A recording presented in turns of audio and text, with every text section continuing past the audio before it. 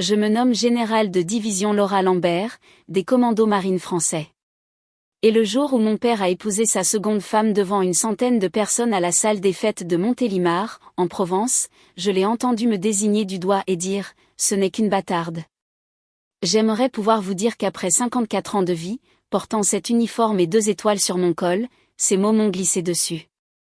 Mais ce ne fut pas le cas. Ils m'ont frappé avec acuité et sont restés.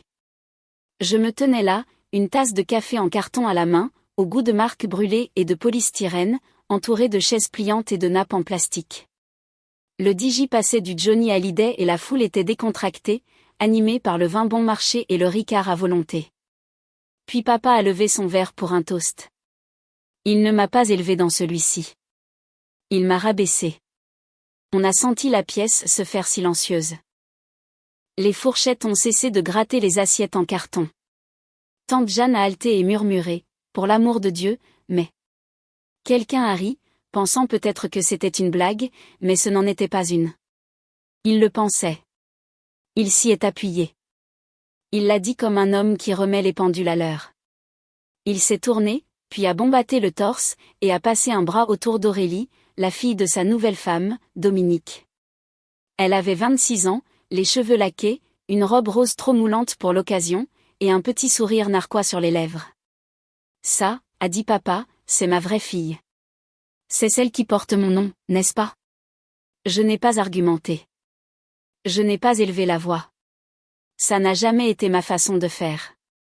L'armée m'a appris la discipline, mais je la pratiquais bien avant de signer ces papiers d'engagement à Carcassonne, dans le sud de la France. J'ai simplement posé mon café et j'ai dit au barman, un jeune homme en gilet et nœud papillon, de l'eau, ça ira. Merci. Je suis sorti sur le parking. Le soleil se couchait, la chaleur montait de l'asphalte, les cigales chantaient dans les arbres. Je me suis appuyé contre ma voiture, une Peugeot 308 grise et terne, et j'ai respiré profondément. L'odeur de l'herbe coupée se mêlait à celle de la fumée de cigarette de quelques anciens combattants qui traînaient près de la porte. Ils m'ont regardé, puis ont détourné le regard. Les gens ne savent jamais quoi faire dans des moments pareils. À l'intérieur, les rires ont repris. Quelqu'un a remonté le son de la musique.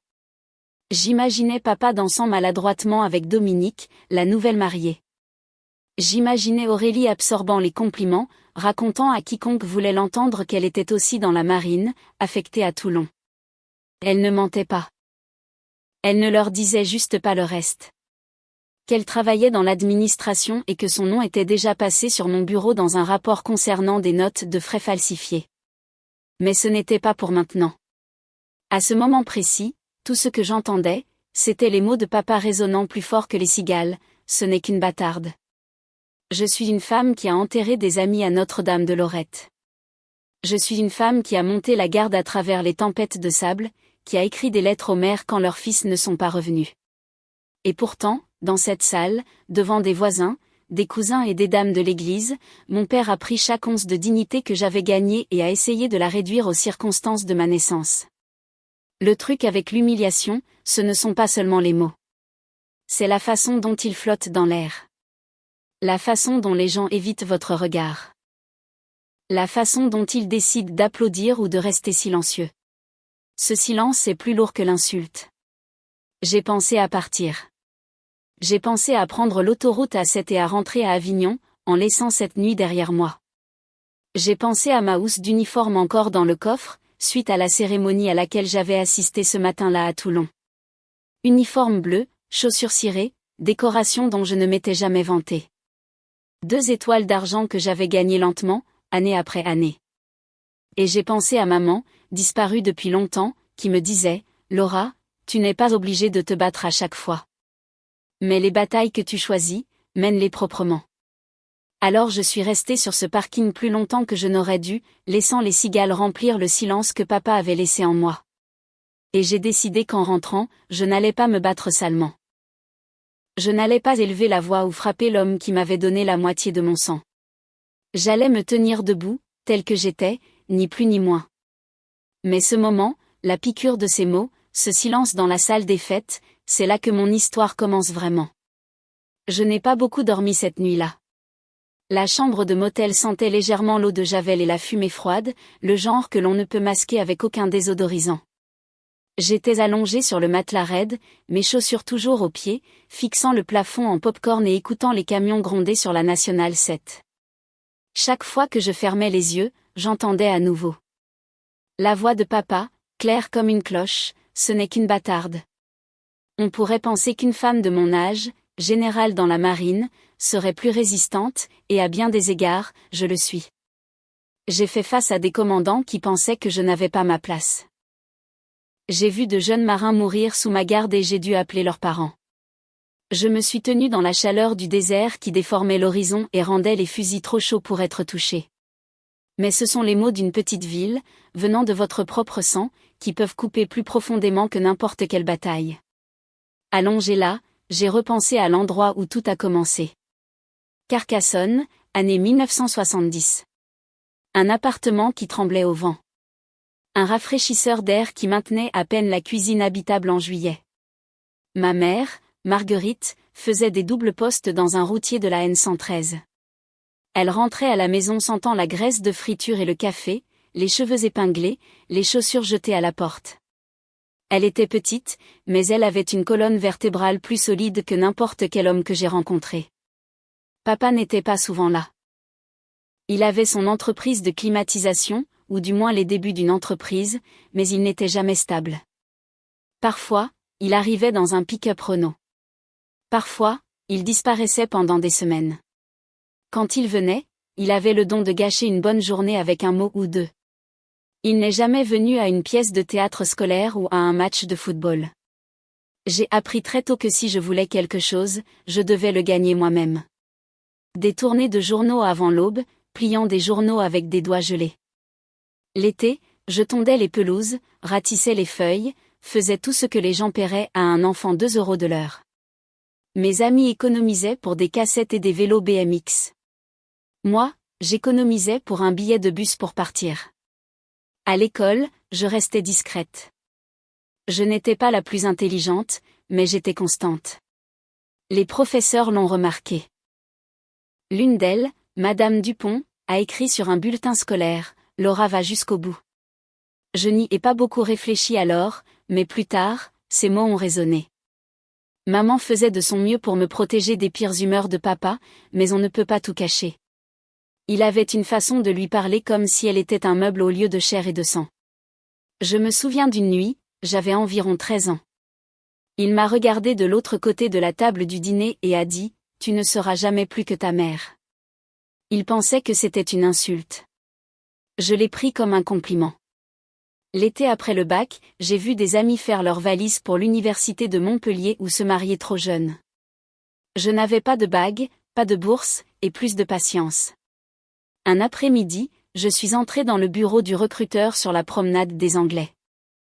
Le sergent des commandos marines derrière le bureau m'a regardé par-dessus sa moustache et a dit, « Vous êtes sûre de ça, mademoiselle ?» J'étais sûre. J'ai signé les papiers. Maman a pleuré cette nuit-là, non pas parce qu'elle ne voulait pas que je parte, mais parce qu'elle savait que j'en avais besoin. Elle m'a dit, « Laura, si tu veux t'en sortir, gagne-le. » Alors, en août, j'ai pris un bus en direction de l'Est. Ma valise était petite. J'avais une bible de poche de maman et 50 € en liquide. Tout le reste, je l'ai laissé derrière moi. J'ai regardé par la fenêtre les plaines du Languedoc défiler, et je me suis promis que je ne laisserai plus jamais personne décider de ma valeur. Ces premières semaines à Saint-Mandrier ont été les plus dures que j'ai jamais vécues. La chaleur de la Méditerranée qui vous imbibe les os, les instructeurs devant votre visage jusqu'à ce que vous trembliez de la tête aux pieds. Mais je n'ai pas abandonné. Chaque fois que mes jambes voulaient lâcher, je pensais aux mots de papa. Chaque fois que je doutais, je me souvenais de maman travaillant la nuit, sans jamais se plaindre. Je n'ai pas progressé vite, mais j'ai progressé régulièrement. J'ai nettoyé des fusils jusqu'à ce que mes doigts saignent. J'ai appris à naviguer par les étoiles quand la boussole tombait en panne. J'ai écouté. J'ai suivi les ordres. Et lentement, j'ai appris à les donner. Maintenant, allongé sur ce lit de motel des décennies plus tard, le climatiseur cliquetant à la fenêtre, Je pensais à toutes ces nuits où maman était restée éveillée à coudre des uniformes, à compter les pourboires, à me dire que je valais plus que mes débuts. Je pensais aux amis que j'avais enterrés, aux médailles rangées dans une boîte à la maison, au poids du commandement que je portais. Et pourtant, une phrase d'un homme de 78 ans en costume de location bon marché avait réussi à me ramener à mes 13 ans, assise à une table de dîner à Carcassonne. Je me suis assise, me suis frotté les yeux et j'ai murmuré, « Tu as gagné chaque centimètre de ta vie, Laura. Ne le laisse pas te l'enlever. » Les camions continuaient de rouler sur la Nationale 7, et je suis restée dans la faible lumière, me souvenant des faits bruts d'une enfance difficile qui m'avait forgée. Je n'ai pas pleuré. Je n'ai pas craqué. Je me suis juste souvenue. Les années se sont estompées après Saint-Mandrier, mais le rythme du corps ne m'a jamais quitté. Bottes du matin tôt, uniforme lacé et repassé, café noir. Cette constance m'a porté plus loin que le talent ou le charme n'aurait jamais pu le faire. J'ai passé mes 20 ans à Lorient, faisant mes armes en tant qu'officier logistique. Pendant que mes amis d'enfance travaillaient dans les champs de pétrole ou vendaient des voitures, j'apprenais à déplacer des bataillons à travers les océans avec rien d'autre que des bloc-notes, des radios et une pure obstination. Les nuits étaient longues, les jours encore plus. Je dormais dans des casernes en parpaing qui sentaient la sueur et la sciure de pain, partageais des douches au siphon rouillé, mangeais des repas au goût de carton. Mais j'y étais. J'appartenais à quelque chose de plus grand que moi. Je n'étais pas le genre de marine qui faisait tourner les têtes. Je n'avais pas un rire bruyant ou une grande assurance. J'ai bâti ma réputation en me présentant, en tenant parole, en accomplissant le travail. Les promotions sont venues lentement, mais elles sont venues. Lieutenant, capitaine, commandant. Chaque étape marquée non pas par une cérémonie, mais par la reconnaissance silencieuse de marins qui disaient « Mon commandant, vous êtes solide ». Je me souviens d'Okinawa. L'humidité collait à la peau comme une seconde chemise. Nous faisions des exercices jusqu'à minuit, la sueur dégoulinant, les moustiques bourdonnant. J'avais un ventilateur sur mon bureau qui cliquetait mais ne rafraîchissait jamais la pièce. J'écrivais des lettres à la maison pour de jeunes marins qui ne savaient pas comment dire à leurs parents qu'ils étaient seuls. Je m'asseyais sur des caisses et écoutais quand ils pleuraient. Rien de tout cela ne figurait dans les évaluations, mais cela comptait plus que n'importe quelle note.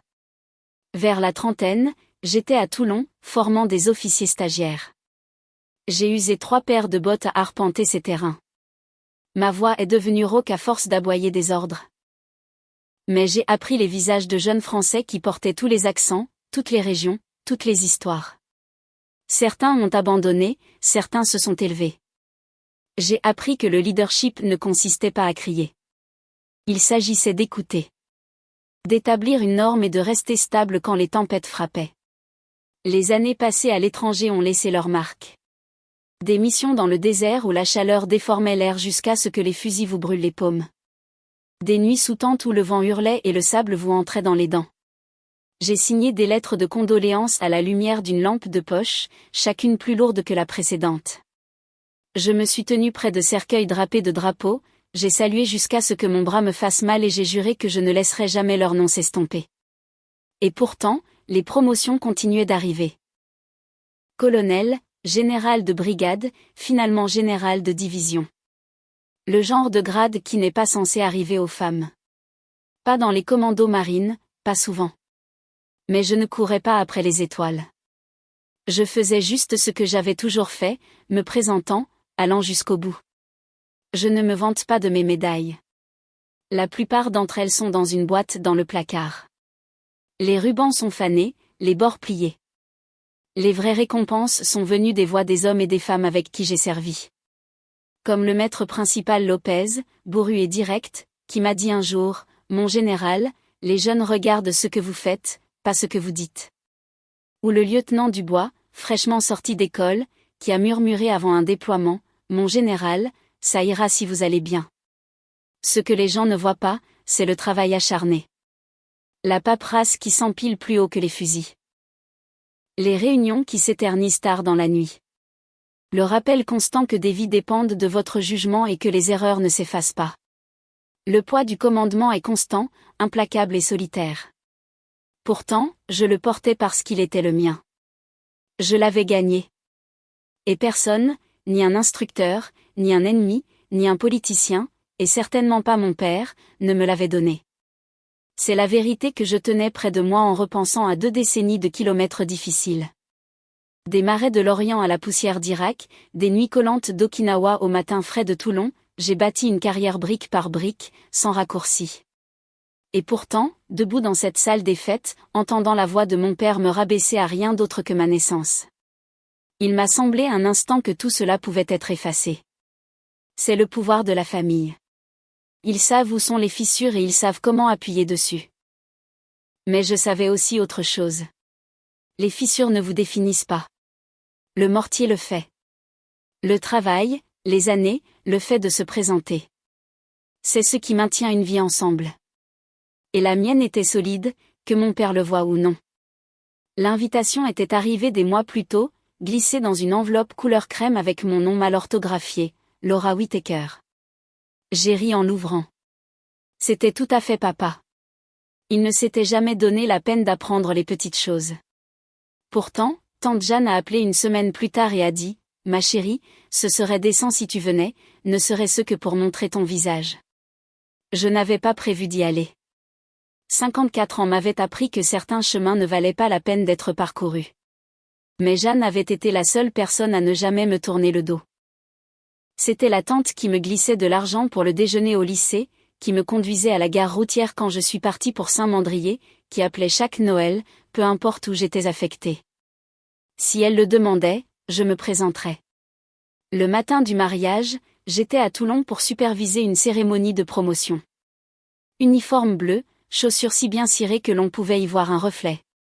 2 étoiles d'argent brillant sur le col. Les familles applaudissaient. Les appareils photo clignotaient. La mère d'un marin m'a serré si fort que je pouvais sentir l'amidon de sa blouse.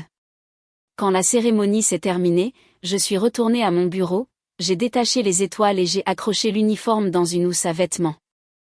Un instant, j'ai pensé le laisser là, mais quelque chose m'a dit de le mettre dans le coffre de ma Peugeot. La route jusqu'à Montélimar n'avait rien de nouveau, juste le défilé incessant de la 7, les feux de stop clignotants, les panneaux publicitaires pour les aires de service et les concessionnaires automobiles. Je me suis arrêté faire le plein à une station Total, j'ai pris un café noir au goût de caoutchouc brûlé et j'ai continué. Au moment où je suis arrivé sur le parking de la salle des fêtes, le soleil était bas, peignant le ciel d'orange et de violet. Des pick-up, des monospaces et une limousine que Dominique devait l'avoir louée étaient déjà garés à l'extérieur. Je n'ai pas porté mon uniforme à l'intérieur. Au lieu de cela, j'ai enfilé une simple robe bleu marine et des chaussures plates. Rien de fantaisiste. Je ne voulais pas attirer l'attention. C'était le jour de papa, pas le mien. Qu'il l'est. À l'intérieur, la salle sentait le barbecue et le parfum bon marché. Des nappes en plastique s'étendaient sur des rangées de tables pliantes.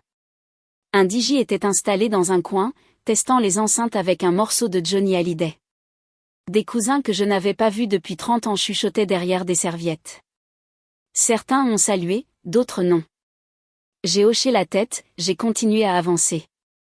Dominique était radieuse dans une robe à strass qui semblait tout droit sortie d'une vitrine de grand magasin. Elle m'a serré raide, tout en dents et en parfum.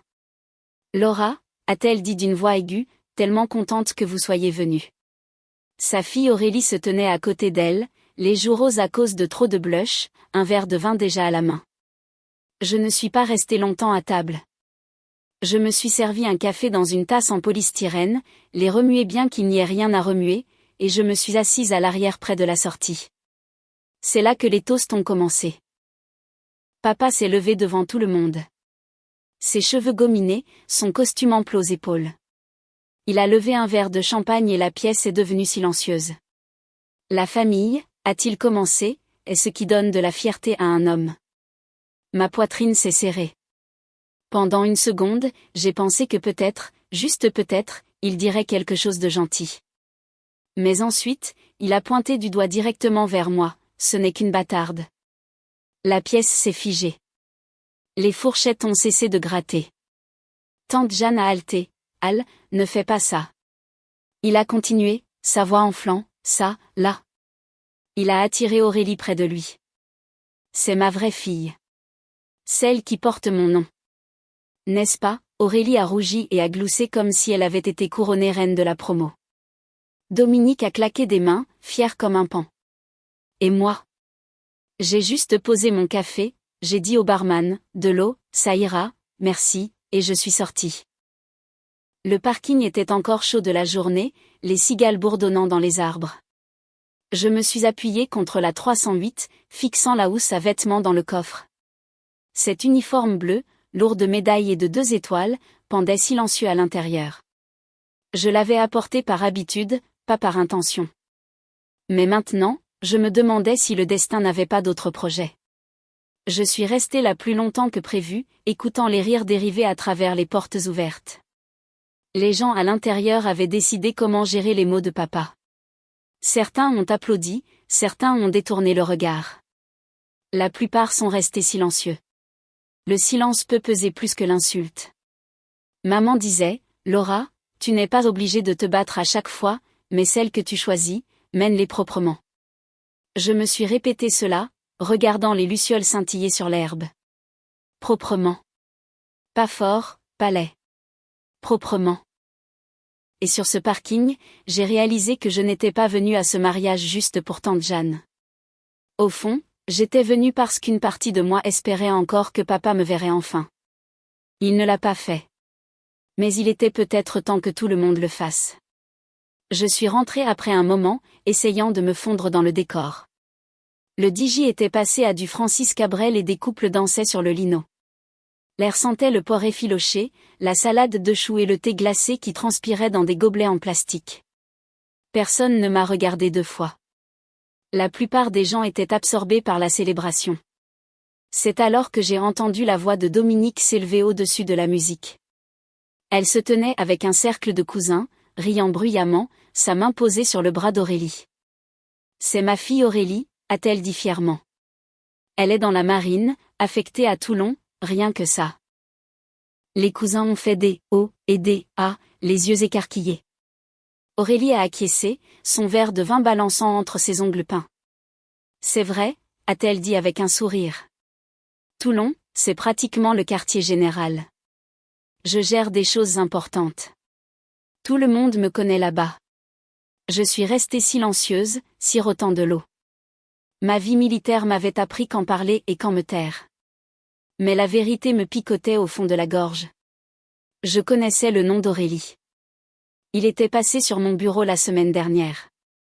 Elle était caporal-chef dans l'administration, signalée pour des notes de frais falsifiées. Rien qui mette fin à sa carrière si elle assumait et corrigeait, mais assez sérieux pour qu'elle ait besoin de conseils. Je n'en ai pas parlé. Pas au mariage de sa mère. Pas avec tous les regards tournés vers nous. Mais le contraste me rongeait, mon père la présentant comme l'étoile brillante, alors que je n'étais qu'une bâtarde à ses yeux. Je me suis rapprochée, assez pour entendre les détails.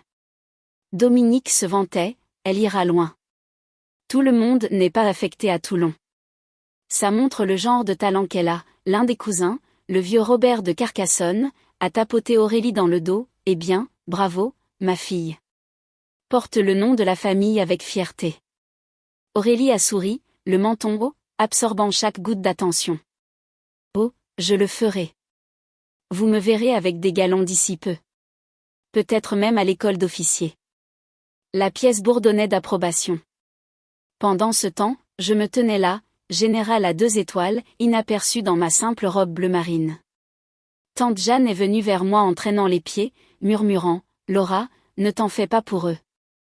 Les gens ne connaissent pas la moitié de l'histoire. » Ses yeux doux et tristes cherchaient les miens. J'ai juste souri faiblement.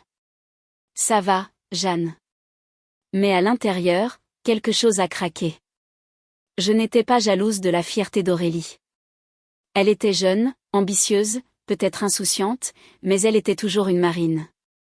Ce qui faisait mal, c'était l'arrogance de papa, la façon dont il l'utilisait comme un accessoire pour m'effacer. Plus tard, au buffet, je me suis retrouvée à côté d'Aurélie. Elle empilait du poulet frit dans son assiette, parlant à toute vitesse à une amie. Elle s'est tournée, m'a remarqué et a dit « Oh, salut, tu es Laura, n'est-ce pas? La première fille de papa. » J'ai hoché la tête. C'est ça. Son ami a demandé, alors, tu es aussi dans la marine? Aurélie a souri narquoisement avant que je ne puisse répondre, non, elle fait juste ses propres trucs. Puis elle m'a fait un clin d'œil comme si nous partagions une blague privée. J'ai posé mon assiette intacte. Quelque chose comme ça, ai-je dit doucement et je suis partie. De retour à ma table, j'ai remué une autre tasse de mauvais café, les mains stables, bien que ma poitrine brûlât. J'ai pensé à cette note de conseil sur mon bureau, celle avec le nom d'Aurélie en haut. J'ai pensé à la façon dont le corps ne se soucie pas de la fierté familiale ou des discours de mariage. Il se soucie de la vérité, de la discipline, de la responsabilité. Et j'ai pensé à la façon dont papa l'avait appelée sa vraie fille tout en me rejetant comme moins que rien.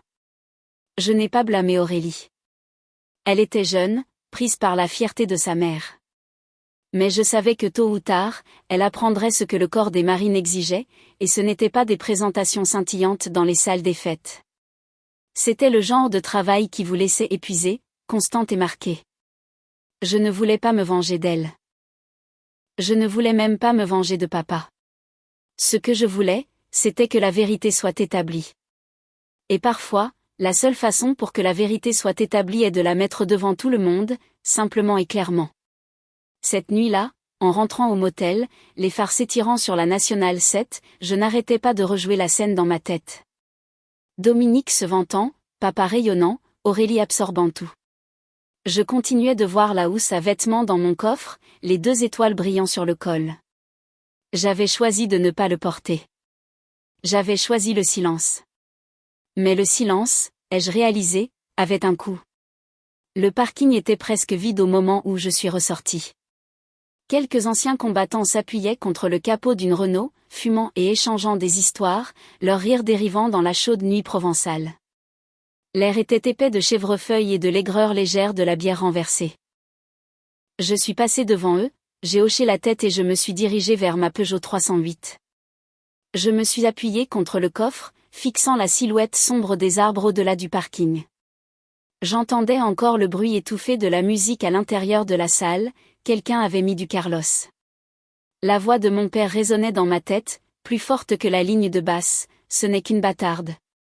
J'ai ouvert le coffre. La housse à vêtements reposait à l'arrière, la fermeture éclair scintillant dans la faible lumière. Je n'avais pas prévu de porter l'uniforme à nouveau ce jour-là, mais maintenant, il me semblait qu'il m'attendait, patient et lourd. J'ai passé ma main sur la housse, et je jure que je pouvais sentir le poids de chaque kilomètre, de chaque année, de chaque tombe que j'avais saluée. J'ai sorti mon téléphone de ma poche, mon pouce planant sur les contacts.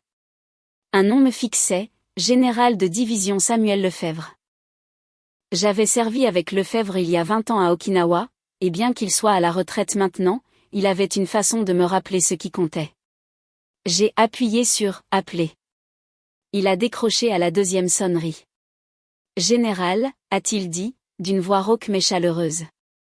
Je ne m'attendais pas à avoir de vos nouvelles si tard. J'ai soupiré, appuyé contre la voiture. Sam, je suis au mariage de mon père. Il s'est levé devant tout le monde et m'a traité de bâtarde. Puis il a présenté Aurélie comme sa vraie fille. Le silence s'est étiré un instant. Puis Lefebvre a ri, sec comme la poussière. Il est toujours le même vieux Henri, hein? Pire, ai-je marmonné. À quoi pensez-vous, mon général, a demandé Lefebvre. J'ai fixé la housse à vêtements. J'ai mon uniforme bleu dans le coffre. 2 étoiles, des décorations, tout. Une partie de moi veut y retourner en le portant. Une partie de moi pense que c'est mesquin. La voix de Lefebvre s'est raffermie, vous avez gagné cet uniforme, mon général. Chaque point de couture. Le porteur n'est pas mesquin. C'est la vérité. Ne dites pas grand-chose. N'élevez pas la voix. Soyez juste qui vous êtes. C'est plus que suffisant. J'ai fermé les yeux, respiré l'air humide de la nuit. Je ne veux humilier personne.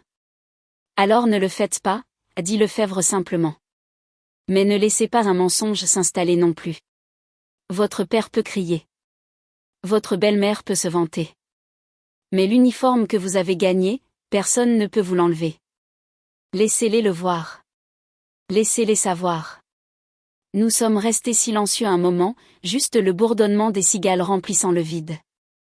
Finalement, Lefebvre a dit, « Quoi que vous décidiez, mon général. Je sais que vous le ferez proprement. » Proprement, ai-je répété, me souvenant des mots de maman. Merci, Sam.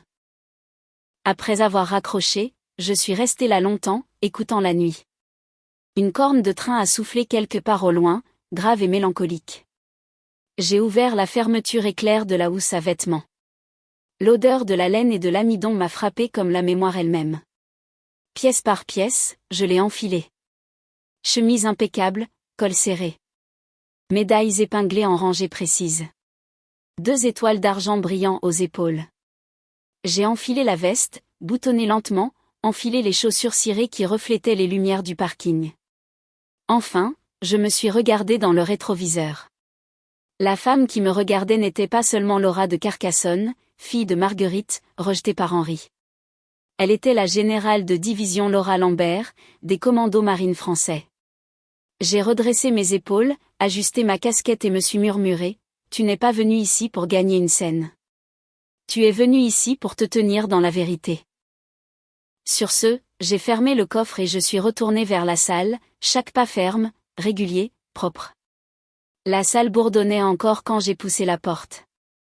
Un souffle d'air conditionné m'a frappé, accompagné du son d'un violon provenant des enceintes du DJ. Les gens riaient, entrechoquaient leurs verres, coupaient le gâteau. Mais quand j'ai franchi le seuil, le bruit ne s'est pas seulement tu, il est mort. Je suis entré d'un pas régulier, mes talons claquant sur le lino, mon uniforme bleu éclatant sous les lumières fluorescentes. 2 étoiles d'argent ont capté tous les regards. On aurait pu entendre une épingle tomber. Un cousin a marmonné, bon sang. Un autre a murmuré, ça fait 2 étoiles, n'est-ce pas? Des chaises ont grincé alors que les gens se tournaient pour me suivre du regard. Papa s'est figé près de la table d'honneur. Le bras de Dominique était enlacé au sien.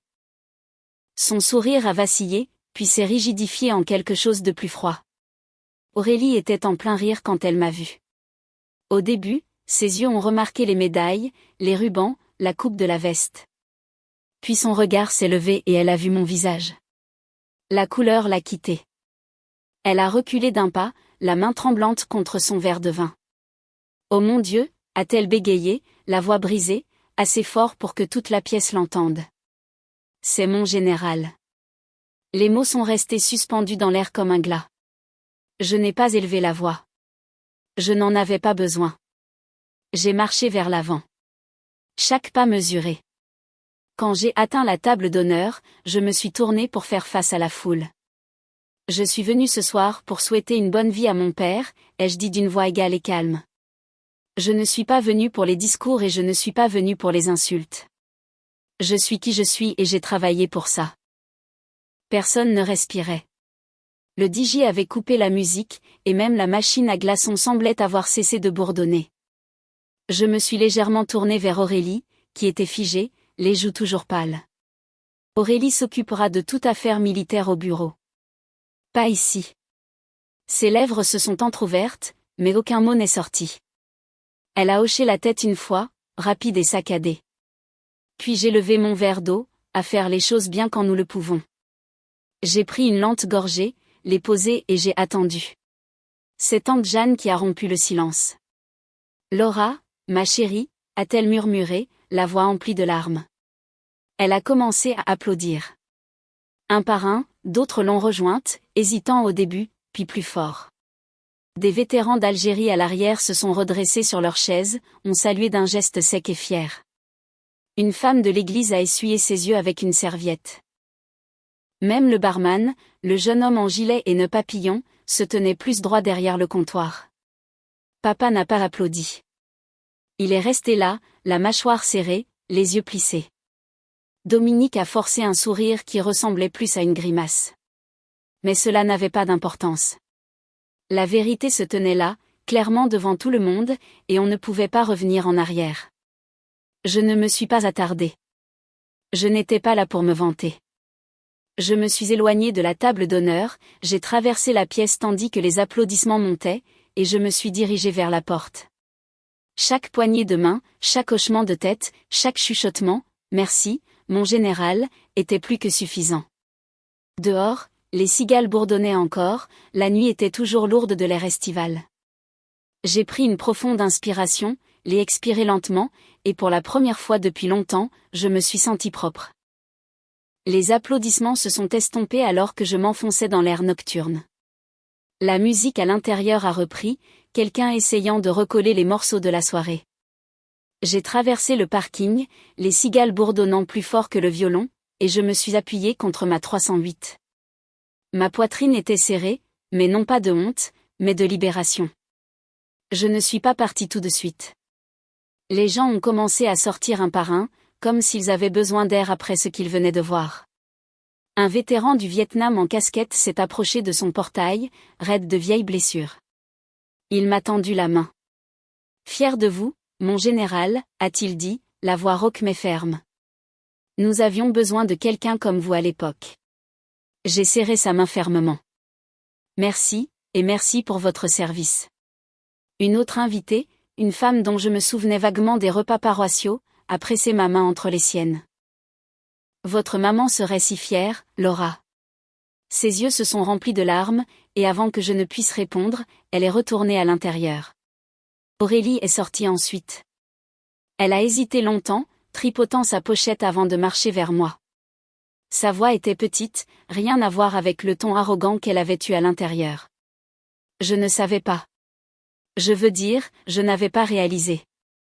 J'ai étudié son visage. Elle n'était qu'une enfant, vraiment ?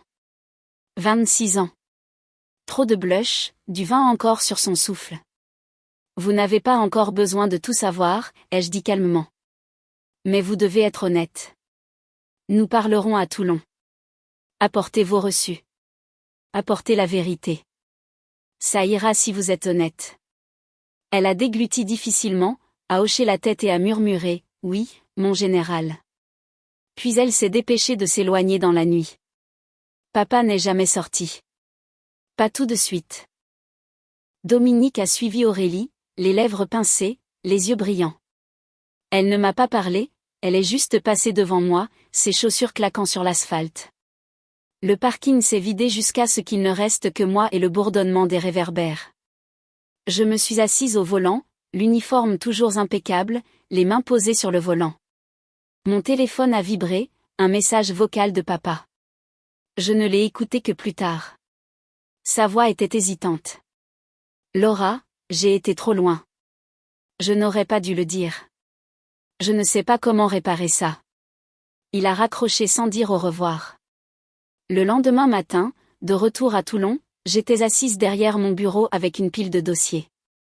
La note d'Aurélie était là, attendant exactement là où je l'avais laissée. Je l'ai prise, l'ai lue ligne par ligne et l'ai signée dans les règles de l'art.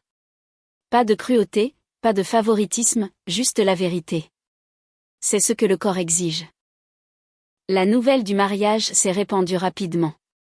Les marins parlent, mais je n'ai pas alimenté l'histoire. Je suis venue travailler, comme toujours. Inspection, réunion, jeunes officiers pataugeant dans leurs premiers exposés. J'ai maintenu le rythme stable parce que c'est ça, le leadership, la constance, pas le spectacle. Ce week-end-là, je suis allée au cimetière où maman était enterrée. L'herbe était tondue, des drapeaux impeccables flottaient entre les rangées de pierres. Je me suis tenue là sous le soleil du matin, les mains jointes derrière le dos, et je lui ai dit doucement, « C'est fait, maman. » Il a dit ce qu'il avait à dire et j'ai dit ce que j'avais à dire, mais je l'ai dit proprement. Le vent a soufflé, apportant la légère odeur de chèvrefeuille. Je suis restée jusqu'à ce que le soleil soit haut, puis je suis rentrée chez moi, les fenêtres baissées, la radio basse. Des mois ont passé et la vie a retrouvé son rythme familier. Réunion matinale à Toulon qui s'étirait, longue nuit tardive avec des papiers empilés plus haut que ma tasse de café. Personne ne mentionnait plus le mariage, bien que je puisse encore sentir la façon dont l'histoire avait voyagé. Les marins sont un réseau discret. Les rumeurs se propagent dans les cantines et les fumoirs plus vite que par email. Mais au travail, ils me traitaient comme avant. Bonjour, mon général. Des saluts secs et le genre de respect constant qui vient des années, pas des gros titres. Puis vint la cérémonie de passation de commandement. L'un de nos régiments d'entraînement changeait de direction, en tant que commandant de base, il m'incombait de présider. La journée était fraîche, les drapeaux claquant au vent, les cuivres polis à l'éclat d'un miroir. Les familles remplissaient les chaises pliantes sur le terrain de parade, les appareils photo prêts, les enfants gigotant dans leurs habits du dimanche. L'orchestre de la marine jouait avec précision et netteté, ses notes portant à travers le champ. Je me tenais au podium, l'uniforme parfait, les décorations alignées comme un grand livre d'années vécues durement. J'ai dit les mots habituels, clairs et simples, une reconnaissance du commandant sortant, un souhait de bienvenue pour le nouveau.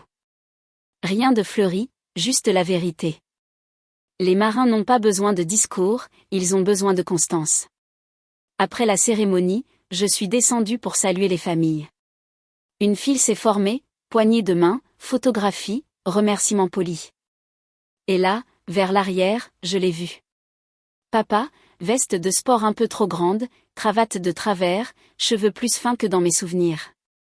Il n'avait pas amené Dominique. Il n'avait pas amené Aurélie. Il se tenait seul, les mains enfoncées dans ses poches, attendant son tour comme n'importe quel autre invité. Quand il m'a rejointe, il n'a pas souri narquoisement ni bombatté le torse. Il n'a pas fait de blague pour masquer sa nervosité. Il a juste tendu la main et a dit, assez fort pour que ceux qui l'entouraient entendent, « Ma fille, la générale Laura Lambert. » Pas « bâtarde », pas « rien. » Ma fille.